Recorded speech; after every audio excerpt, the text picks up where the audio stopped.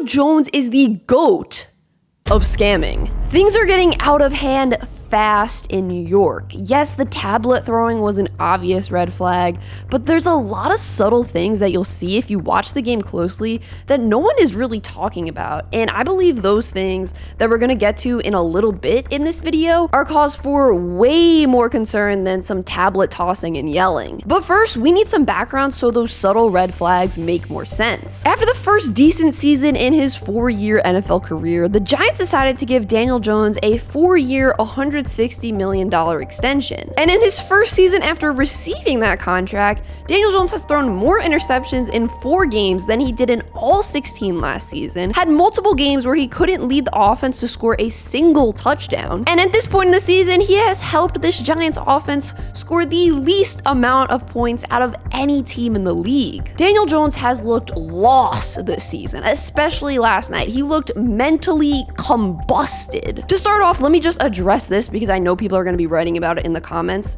Yes, I know the O-line is bad. This offensive line is really bad, but Jones is not making decisions to make his life any easier behind this putrid O-line. First off, Jones isn't checking to the right protection at the line of scrimmage. Dan Orlovsky pointed out how Jones missed this basic protection change that needed to be made and let a free rusher just sack him. So that's 1 sack on Jones right there, and there were other plays in this game where the protection wasn't changed and a free rusher just came in totally untouched and sacked him. Do what you want with this info, but PFF only credited 4 of the 11 sacks to the Giants offensive line last night. Even when Jones did have time to throw the ball, he wasn't doing so well at all. In this play here, we can see Jones roll out to his right and an open Wan'Dale Robinson is calling for the ball downfield. I mean, he couldn't be more open than that. Look at him jumping up and down. Daniel Jones doesn't see him and just throws the ball out of bounds. Missing open receivers and not seeing the whole field because he locks onto his first read has been a Daniel Jones problem for a long time.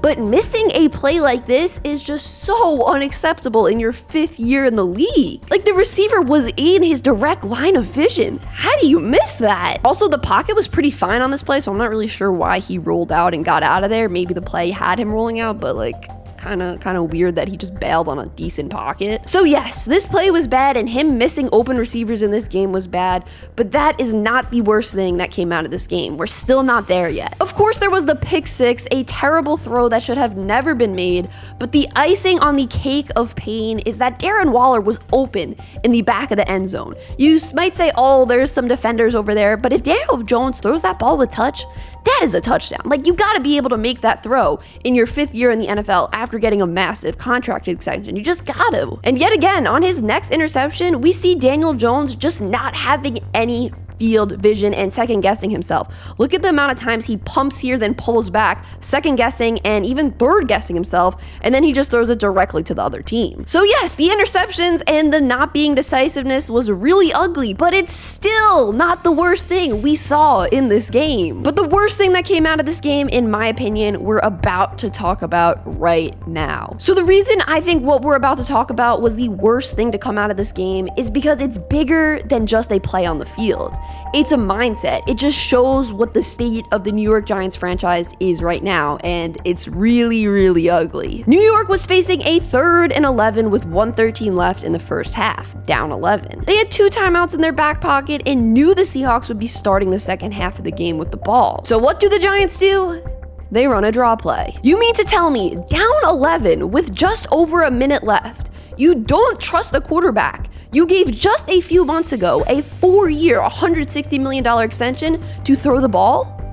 What? If you are so afraid of him throwing an incomplete pass and stopping the clock so the Seahawks have time left with their second string quarterback to come down the field, why did you give this man that extension? It simply does not make any sense at all. That right there just showed me the utter lack the Giants have in Daniel Jones right now. It's so terrible because this play isn't just on Daniel Jones.